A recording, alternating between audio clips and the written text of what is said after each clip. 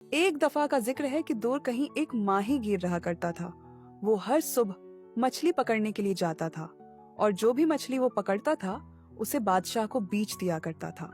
एक दिन दूसरी मछलियों के साथ साथ उसके जाल में एक सुनहरा केकड़ा पकड़ा गया। जब वो घर आया तो उसने सारी मछलियां एक बड़ी प्लेट में रख दी, लेकिन केकड़े को अलग रखा क्योंकि वो बहुत खूबसूरती से चमक रहा था। उसने सुनहरे केकड़े को अलमारी के ऊपर एक ऊंची शेल्फ पर रख दिया। एक दिन जब माही गिर की बीवी मछलियां साफ कर रही थी तो उसे एक आवाज सुनाई दी, मुझे यहाँ से नीचे उतारो।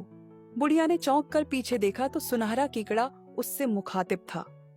क्या तुम बोल सकते हो? बुढ़िया ने पूछा। फिर बुढ़िया ने उसे नीचे उतारा। केकड़ा बुढ़िया से कहने लगा कि मुझे बहुत भूख लगी है, जल्द मेरे खाने का इंतजाम किया जाए। फिर उन सब ने मिलकर खाना खाया। बूढ़ा भी इस केकड़े को देखकर बहुत हैरान था। जब बूढ़ा प्लेट उठाने आया जिसमें केकड़े ने खाना खाया था तो वो सोने से भरी हुई थी। हर रोज अब इसी तरह होने लगा था और जल्द ही माहीगीर और उसकी बीवी बहुत अमीर हो गए।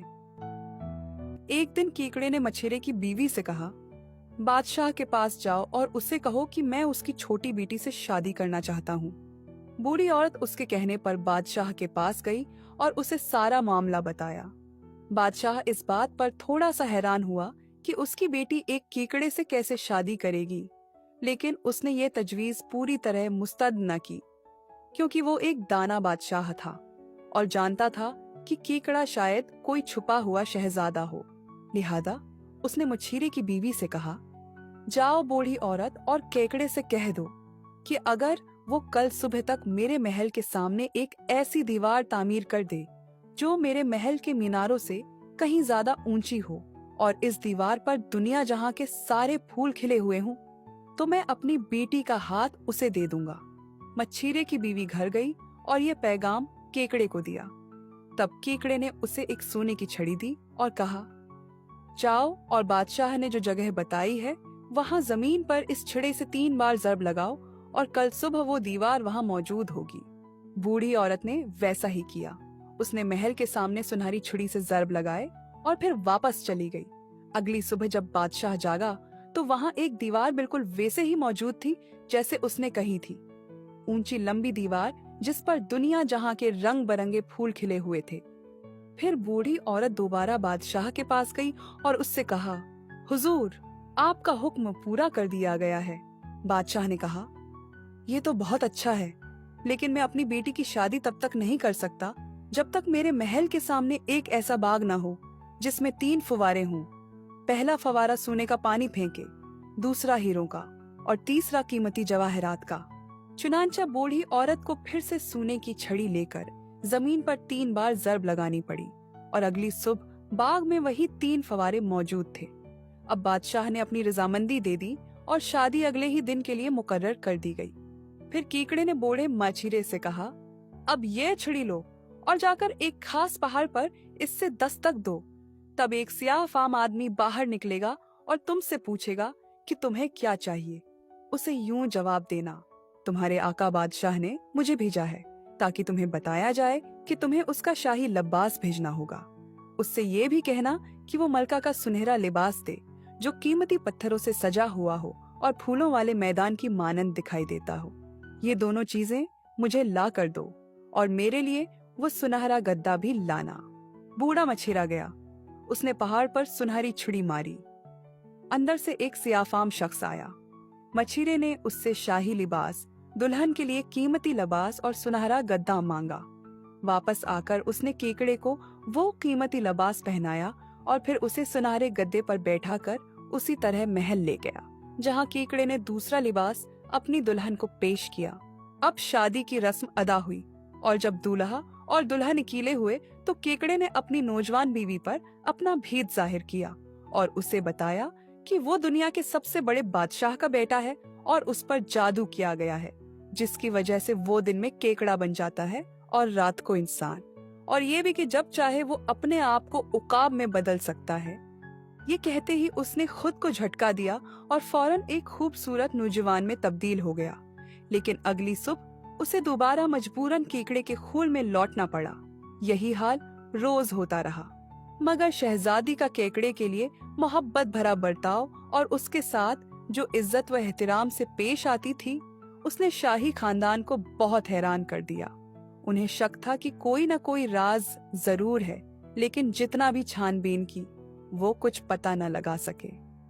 यूं 1 साल गुजर गया और शहजादी के यहाँ एक बेटा पैदा हुआ, जिसका नाम उसने बेंजुमन रखा।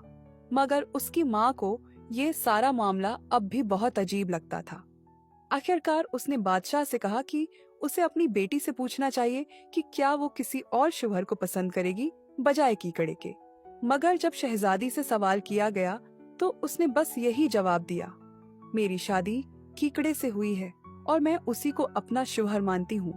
फिर बादशाह ने अपनी बेटी से कहा, मैं तुम्हारे एजाज में एक मुकाबला शहसवारी का एहतिमाम करूंगा और दुनिया के तमाम शहजादों को उसमें दावत दूंगा। अगर उनमें से कोई तुम्हें पसंद आ जाए तो तुम उससे शादी कर लेना। शाम को शहजादी ने ये बात कीकड़े को बताई तो उसने कहा, ये छड़ी लो, बाग के दरवाजे पर जाओ और उससे दस्तक दो। फिर एक सियाह फाम मखलूक बाहर आएगी और तुमसे कहेगी, तुमने मुझे क्यों बुलाया है और तुम्हें क्या दरकार है। उसे यह जवाब देना, तुम्हारे आका बादशाह ने मुझे भेजा है कि उसके लिए एक लबास जंग और एक चांदी का सैफ भेजे। शहजादी ने ऐसा ही किया और केकड़े के लिए वो सब कुछ ले आई जो उसने मांगा था। अगली शाम शहजादे ने टूर्नामेंट के लिए खुद को तैयार किया। जाने से पहले उसने अपनी बीवी से कहा, तुम अपनी बहनों के साथ खिड़की में बैठना, मैं तुम्हारे सामने से घोड़े पर सवार गुजरूंगा और तुम्हारी तरफ चांदी का सेब फेंकूंगा। उसे अपने हाथ में ले लेना, लेकिन अगर वो तुमसे पूछे कि मैं कौन हूँ तो कह देना कि तुम नहीं जानते, क्योंकि अगर तुमने ऐसा कहा तो कोई बड़ी मुसीबत आ जाएगी। ये कहकर उसने उसे चूमा, एक बार फिर उसे तनबीह की और रवाना हो गया। शहजादी अपनी बहनों के साथ खिड़की के पास गई और टूर्नामेंट का नजारा करने लगी। थोड़ी देर में उसका शौहर वहां से घोड़े पर सवार गुजरा और उसकी तरफ चांदी का सैफ फेंका। शहजादी ने उसे हाथ में थाम लिया और उसे लेकर अपने कमरे में चली गई। लेकिन बादशाह को यह देखकर बहुत हैरत हुई कि शहजादी किसी शहजादे में दिलचस्पी नहीं ले रही थी। चनांचा उसने एक दूसरा टूर्नामेंट मुनक्कद करने का हुक्म दिया। इस बार जब शहजादा टूर्नामेंट के लिए रवाना होने लगा तो उसने अपनी बीवी से कहा, मुझे यकीन है कि आज तुम मुझे धोखा दोगी। इस बार मैं तुम्हारी तरफ सोने का सैफ फेंकूंगा। कोई पूछे तो मत बताना कि ये मैं हूँ। शहजादी ने कसम खाई कि वो हरगिज किसी को नहीं बताएगी कि वो कौन है।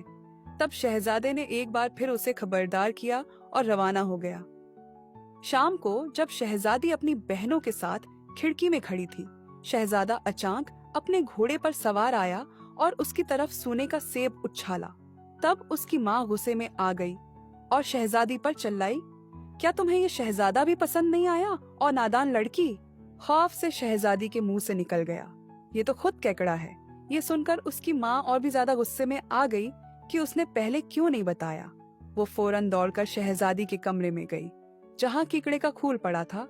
उसे उठाया और आग में फेंक दिया।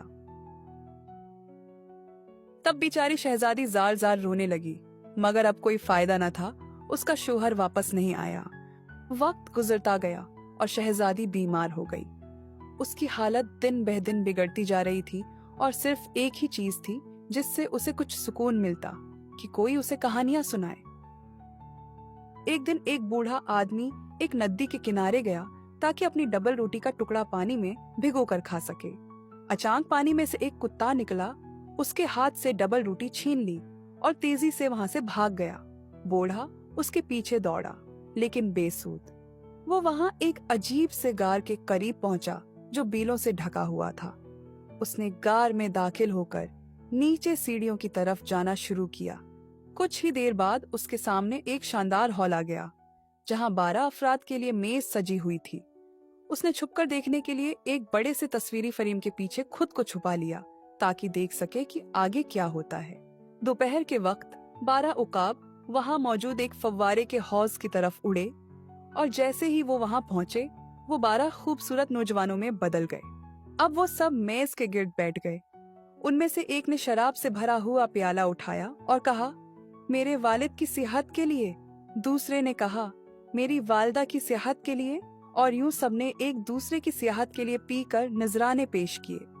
फिर उनमें से एक नौजवान ने कहा, मेरी प्यारी महबूबा की सेहत के लिए, अल्लाह करे वो सलामत रहे, मगर उस जालिम माँ पर लानत जिसने मेरा सुनहरी खूल जला दिया। ये कहते ही वो उदास हो गया। फिर सब नौजवान मेज से उठे, वापस उस बड़े पथरीले फव्वारे के पास गए, दोबारा उकाबों में तब्दील हुए और उड़कर चले गए। शहजादी जो कि उदास थी और सिर्फ कहानियां उसे तसल्ली देती थी, बूढ़ा फौरन शहजादी के पास गया और उसे इस तमाम तर वाक़या से आगाह किया। शहजादी ने उसके साथ वहां जाने की फरमाइश की। बूढ़ा शहजादी को उसी गार की जानिब ले गया। दोनों गार में दाखिल हुए, सीढ़ियों से नीचे उतरे और एक बड़ी सी तस्वीर के पीछे छुप गए। थोड़ी देर बाद वही उकाब दोबारा उड़ते हुए आए और एक लम्हे में जवान खूबसूरत शहजादों में बदल गए।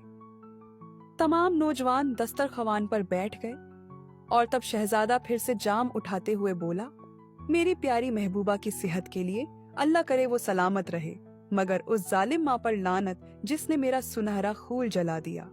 ये सुनते ही शहजादी मजीद खुद पर काबू न रख सकी और तस्वीर के पीछे से बाहर आ गई। वो आगे बढ़ी और अपने शौहर के गले लग गई। शहजादे ने उसे फौरन पहचान लिया और कहा, याद है, मैंने उस दिन कहा था कि तुम मुझे धोखा दोगी। अब तुमने खुद देख लिया कि मैं सच कह रहा था, लेकिन अब वो सारा बुरा वक्त गुजर चुका है। अब मेरी बात गौर से सुनो, मुझे अभी 3 महीने मजीद जादू के ज़ेरे असर रहना होगा। क्या तुम मेरे साथ यहीं ठहरोगी जब तक ये वक्त गुजर ना जाए?